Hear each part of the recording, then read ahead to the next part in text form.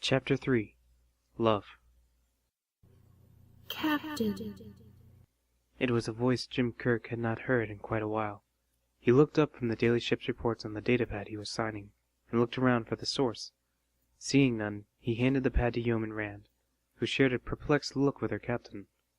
Glancing back over his shoulder, Kirk saw that Spock, too, had turned away from his science station. In fact, everyone on the bridge seemed to have heard it. A moment later, two figures materialized on the bridge.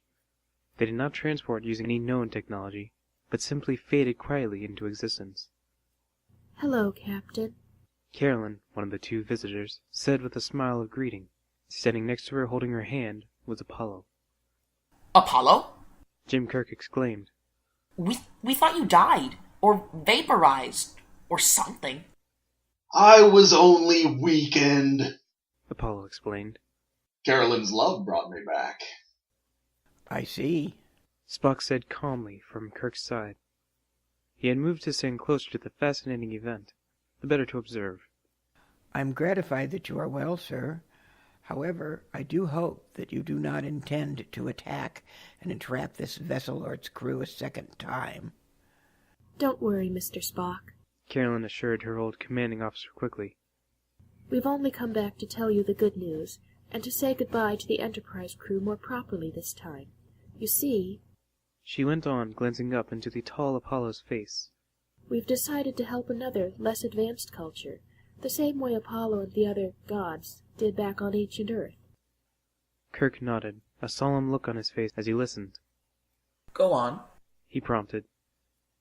A planet your ship visited some months ago, Apollo said. with a culture of women who are living in caves beneath the harsh surface and controlling the men who live on that surface, has come to our attention. They are doing well enough, physically surviving, without the guidance of your Mr. Spock's brain, but they lack moral leadership.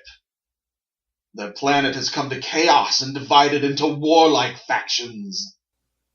The captain and the first officer of the Enterprise exchanged a concerned look. I wonder if we didn't cause more problems than we solved on that planet. Kirk mused, half to himself. You acted in the way you judged best, Captain. Spock said, reassuringly. It wasn't your fault.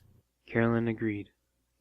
You did what you had to do to save Mr. Spock, but now Apollo and I have a chance to help them. Kirk smiled and nodded, having decided he approved of their plan.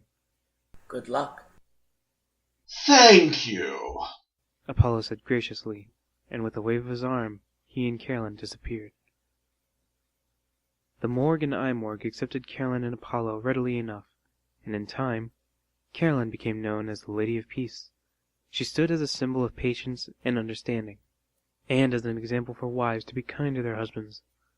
Apollo stood for strength and stability, and was known as an advocate of order. Together, the two gods brought worldwide peace to the planet, and it eventually came to be called Angel One. Carolyn and Apollo had many children together over the years, who helped to uphold and spread the healthy moral values to the world. Apollo's appearance, of course, remained the same, as did those of their children once they were grown, but Carolyn's face became lined with creases of hard work and love. Apollo thought, however, that she was even more beautiful, if that were possible, than the day that he had first seen her in his garden. That garden and that planet seemed so very far away now. Oh, my beautiful Carolyn, Apollo said softly, stroking his young wife's golden hair. your life is too short. I mourn that I cannot grant you too immortality. But even when you are gone, you will live on in our children. I will remain here with them and continue to guide the Morg and the Imorg until they, like the people of your own planet did so long ago, grow up and fly away. Then, I think that I will follow Zeus and Hera and the others. Carolyn smiled, looking deep into Apollo's eyes. Even after that, our children and their children will continue to help cultures throughout the universe, maybe even forever. Overwhelmed with love, Carolyn and Apollo kissed.